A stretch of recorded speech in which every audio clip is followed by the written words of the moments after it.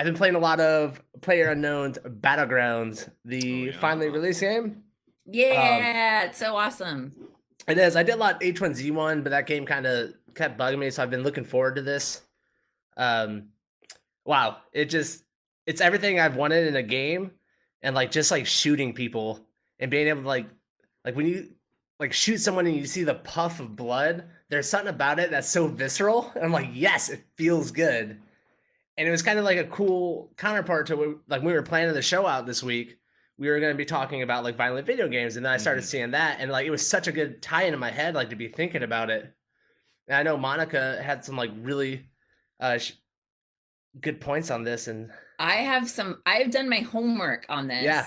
I don't know if I have any good points. I don't know if I have ever had a good point. Good But point. I have done some homework. And so I was looking at like lists online. I have a few of number one lists from a few different sites, but I just wanted to get an idea of what a lot of lists had listed as some of the more violent video games across history. Mortal Kombat is a for sure on most lists. I mean, it kind of has to be there. It kind of set it off, right? The violent video game Yeah, movement. yeah. You also have just the Grand Theft Auto franchise, specifically 5 is known for one of the torture scenes.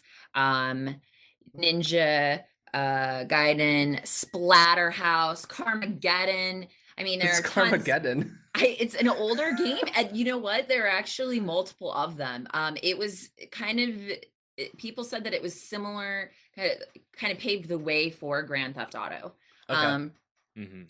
And one of them that was a game that was on multiple lists that I had never heard of, but I thought that it was slightly ironic, was Super Columbine Massacre RPG. I've heard of this. Yeah, so that game is a game where you get to play the shooters in the school. Now, the thing is, after that shooting happened, a ton of people said these boys played violent video games. And so I just wonder, like with the thought process that happened after that shooting, then they came out with a game where you could play those characters. And I don't think anyone went and played that game and then actually shot in real life. I'm just saying. I actually know about that game because I was kind of part of a community that game got produced out of. It's really funny you bring it up. Like it's a RPG Maker game, which is a pre-made system where you have tile sets pre-made for you. It's just like a really bad RPG. Like you don't actually shoot people; you hit attack like you would in Final Fantasy. With that game. Anyway, those were some of the name titles that were on multiple lists. I went ahead and pulled some number ones. Complex had number 1 as Mad World on Wii, actually, which I thought was interesting. I haven't played it, but I did on Wii. Yeah, I guess it was. The art style on it's awesome. And I actually was interested in it. But yeah, that was number 1 on Complex's list. Ask Men, number 1 was Postal 2, which I have never played. Rolling Stone had number 1 as Soldier of Fortune.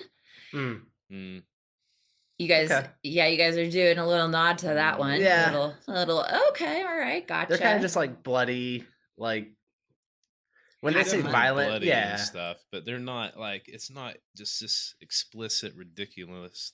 Anyways, continue. We can. So we get to the epitome of knowledge now on violent video games. This site in particular, pays attention to all these types of concerns, and that is parenting.com.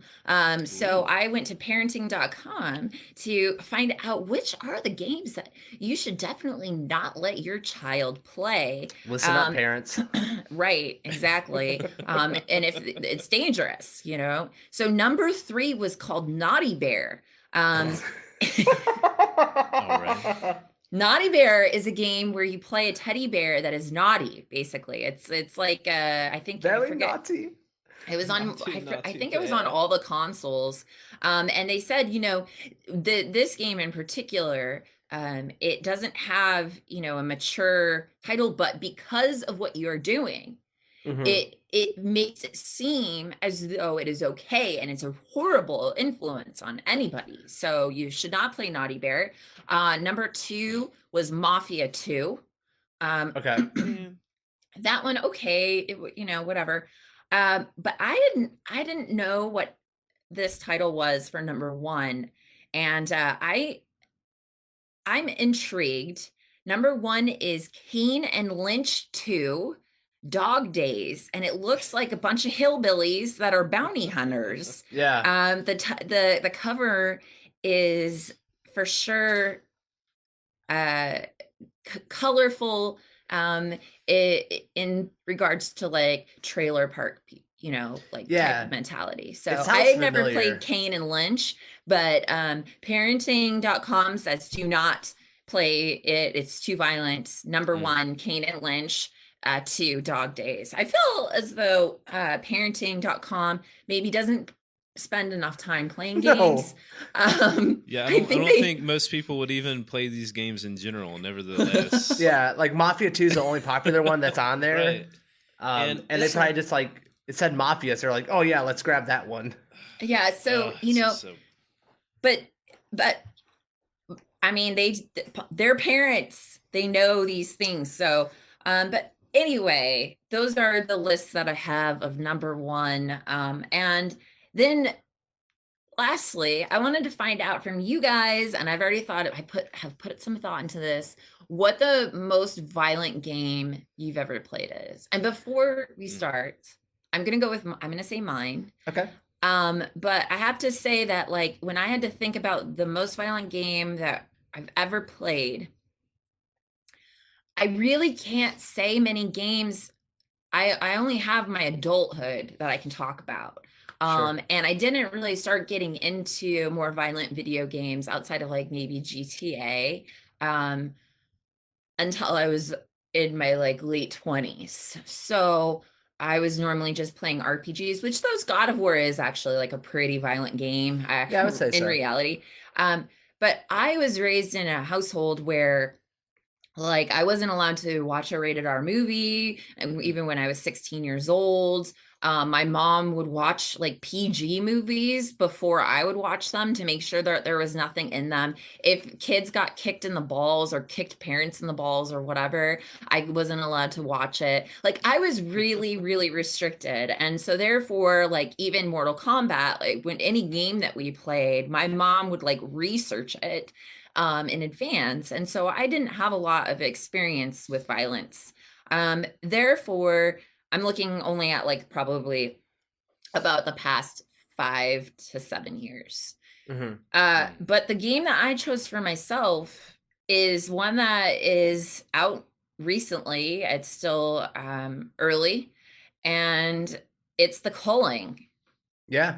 I decided, I know it's a battle royale type game, and those are very obvious to say that they're violent, but The Culling in particular is bloody. It's not that you're really chopping bodies up or you're seeing people explode or anything like that, but I felt that the fact that the melee in the game is pretty intense. Mm-hmm. It's the only BR that I've played that has a lot of, it's almost predominantly melee. And I feel like that closeness to another player in order to kill them and move on. And obviously the fact that the game is in and of itself, you have to kill everyone in order to survive, is that's why it makes my number 1. So how about you guys? Yeah. Like for me, like I kind of think about violence in video games a little bit differently. I think it's because I've been playing it so long. To me, it's like you're showing up for a Tarantino movie. You know, there's just gonna be like blood and stuff everywhere, right?